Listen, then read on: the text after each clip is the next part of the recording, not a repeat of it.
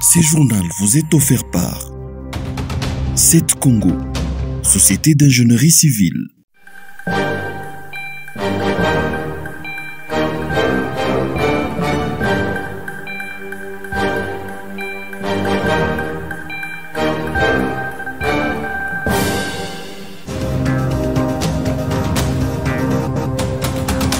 Les membres de l'Union nationale des fédéralistes du Congo sont à couteau tiré. Dans un communiqué de presse publié le 4 avril, Madame Massango Bibi Mouloko, la veuve de Kyungu Wakumonza, et Madame Sakina Binti Selemani, toutes deux vice-présidentes de cette formation politique, informent l'opinion publique que le président national intérimaire Jean Ladislas Lungangé est exclu du parti. Étant parti membre de l'Union sacrée de la nation, l'UNAFEC soutient le candidat désigné par le présidium de l'Union sacrée, qui est l'honorable Michel Kabwe, contrairement à ce qui se raconte dans les réseaux sociaux.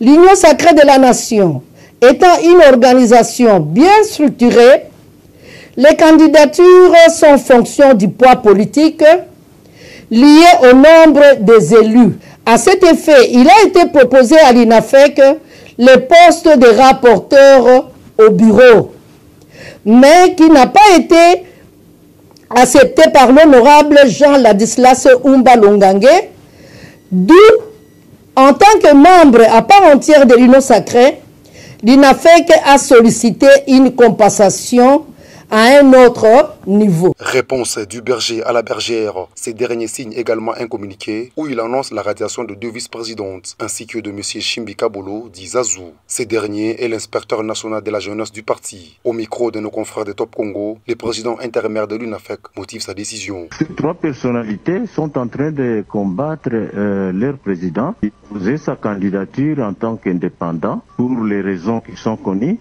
parce qu'il a écrit à son officiellement, il les avait parlé verbalement qu'il avait l'intention d'être président et de poser sa candidature. Malheureusement, le chef du regroupement, il n'a pas répondu à la note. Nous nous sommes dit, comme nous sommes dans le regroupement, on ne peut pas aller comme membre du parti dans le regroupement ou aller comme regroupement parce que nous n'avons pas une autorisation. Nous nous sommes présentés en indépendant. Ce qui est surprenant, ce sont les membres du parti qui sont mes adjoints qui commencent à me menacer. Pour ça, je ne sais pas pourquoi, par respect l'Union sacrée. L'Union sacrée n'a pas mandaté quelqu'un. Ils sont en train d'appuyer mon adversaire comme candidat. Moi, je suis ici à l'Assemblée, même dans son dossier, il n'y a pas l'autorisation. Shimbi Kabolo Zazou récuse au président Jean Ladislas Lungangé toute légitimité pour exclure du parti les deux vice-présidentes, qui, dit-il, sont issues d'un congrès de l'UNAFEC. Lungangé ni eko ai baleba Mama Sakina, Mama Mireille, bo baritoka ku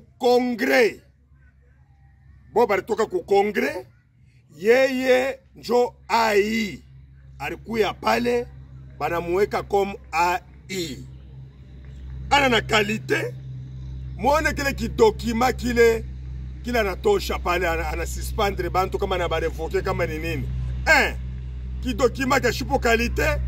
Kashe ya parti kwapi? Kashe ya parti inako. Et puis, quel qui document qui a été, mon élément en tête, il y a noir blanc, ouais, président national.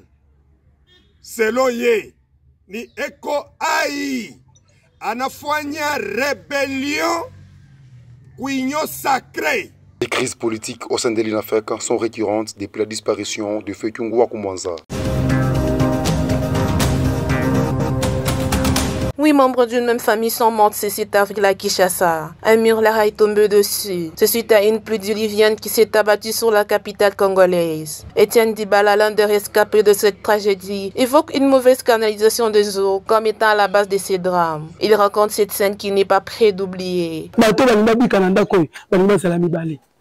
Papa, ma grand frère qui n'a fait le mariage.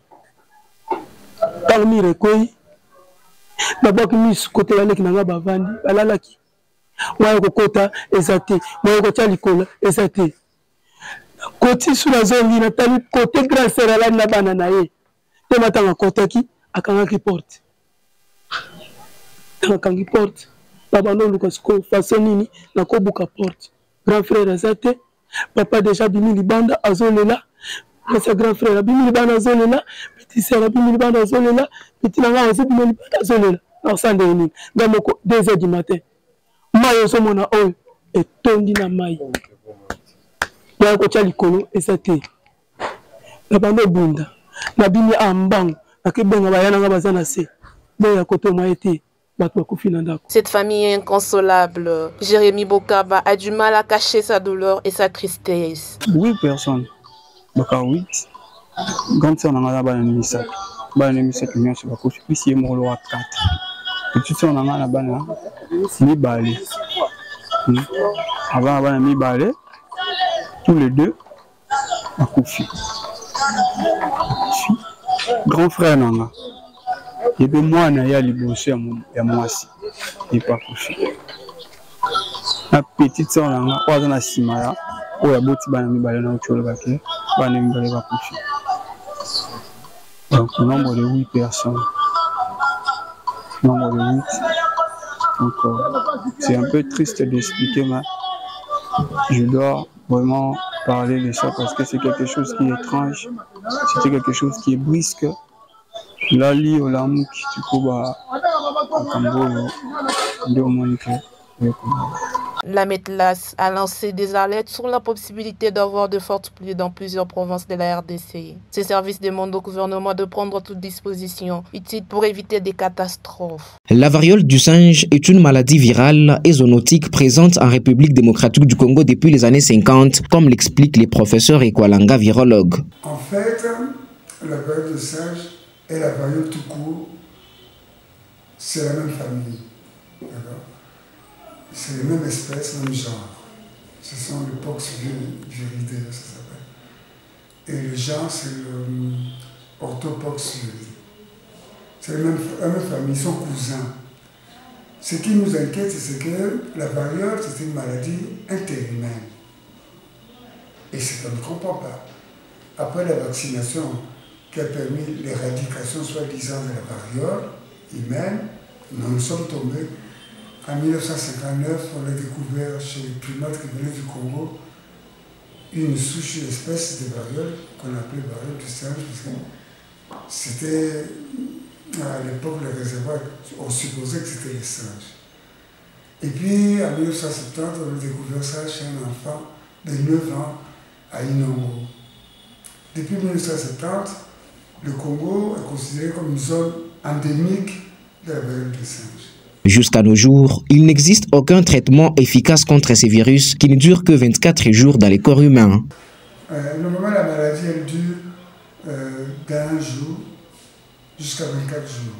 Soit tu meurs, soit tu guéris, soit tu as des séquelles. Les séquelles sont plus dangereuses. Attendez, les séquelles sont plus dangereuses. Donc, tu peux perdre la vue, tu vas avoir des croûtes qui s'espacent et la peau qui tombe. Et il y a beaucoup de complications. Aujourd'hui, l'Organisation mondiale de la santé reconnaît la variole du singe comme une urgence sanitaire mondiale. Le programme national de lutte contre les sida a pris en charge plus de 200 000 personnes atteintes du VIH en RDC. C'est là par l'appui du plan d'urgence du président américain pour lutter contre les VIH-Sida. L'annonce a été faite ce lundi 8 avril par les directeurs du PNLS au cours d'une conférence de presse à Kinshasa. Ce programme est supervisé par l'ambassade des États-Unis à Kinshasa. D'après les directeurs du PNLS, d'ici 2030, les résultats seront encore plus satisfaisants. Nous parviendrons certainement avec l'appui du gouvernement américain et d'autres partenaires à réduire très sensiblement les nouvelles infections à VIH, mais aussi à réduire le taux de décès du fait du VIH et de maladies associées. Et là, il faut dire que la République démocratique du Congo est dans une bonne dynamique, mais nous devons pouvoir accélérer. Au niveau pays, fin 2023, nous sommes à peu près 430 000 personnes qui sont sous traitement antirétroviral, dont 209 000 du fait de l'appui PEPFAR. Le projet de santé intégré de l'agence américaine USAID touche 8 domaines de la santé dans 9 provinces de la RDC. Il œuvre dans la santé maternelle, néonatale, infantile, mais aussi dans la nutrition, la sécurité alimentaire, le paludisme et la vaccination, affirme le docteur Ouleymata Diarra, directrice du programme de santé intégrée. En 2023, nous avons pu permettre à plus d'1,7 million femmes de pouvoir accéder à l'accouchement assisté avec des prestataires qualifiés. Nous avons pu former 1500 prestataires de santé sur les soins obstétricaux et néonataux d'urgence et nous avons pu récupérer, comme je l'ai dit, près de 2 millions d'enfants qui n'avaient jamais bénéficié de la vaccination dans leur vie. Et nous avons aussi obtenu la mise en place des cellules genre qui nous ont permis de récupérer près de 1,7 million femmes qui ont accédé au service de planification familiale. Notre source de financement, c'est les États-Unis, mais ce financement est dédié au gouvernement congolais à travers la mise en œuvre du Programme national de développement sanitaire. Le plan d'urgence du président américain pour lutter contre les VIH-Sida est un plan initié en 2023 par le gouvernement des États-Unis d'Amérique pour appuyer les partenaires des différents pays à travers le monde dans la lutte contre les sida.